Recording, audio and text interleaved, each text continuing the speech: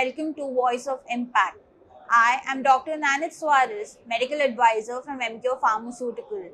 And today we have with us Dr. Gutlapalli Krishna Mohan, who is interventional cardiologist from Dr. Ramesh Hospital, Vijayawada.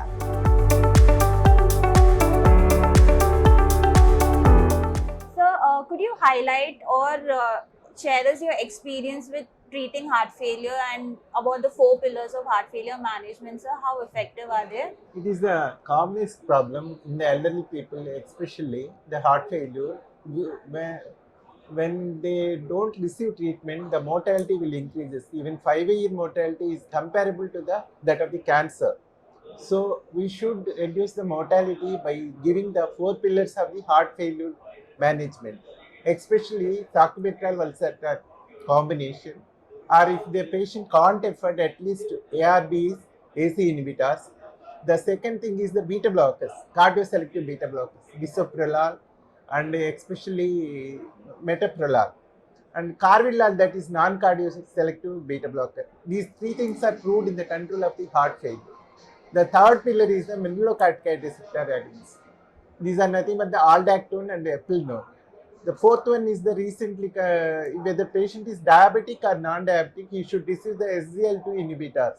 That is the dapagliflozin or empagliflozin. These are proved drugs. The fifth one, recently they are advocating, is the ivabradine.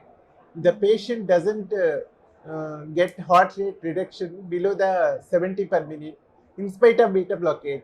The patient is having hypotension. Then we can give the ivabradine 5 milligrams 2 times a day. All these 5 pillars, if they receive heart failure patient, the mortality can be reduced and the hospitalization can be reduced.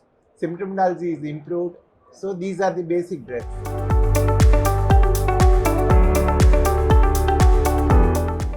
So since you spoke about sacubitril valsartan, that is ARNI, what is your experience? What are the clinical benefits with ARNI, and when do you usually start ARNI and when do you stop ARNI? When patient with heart failure having the reduced ejection fraction, that is the HEPREF, there when the ejection fraction is less than 40%, we advise them to take the ARNI.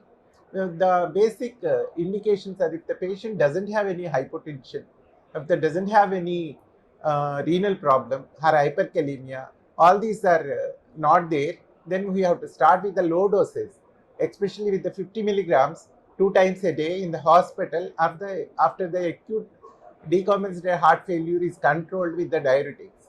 If the hemodynamic patient is stable, we can start in the hospital itself. And at 3 days intervals, we can go on increasing, and maximum dose the patient can receive is the 200 milligrams 2 times a day. While follow-up or during treatment, we have to assess the renal function especially and the blood pressure, hemodynamic stability. Later, we can add on beta blockers.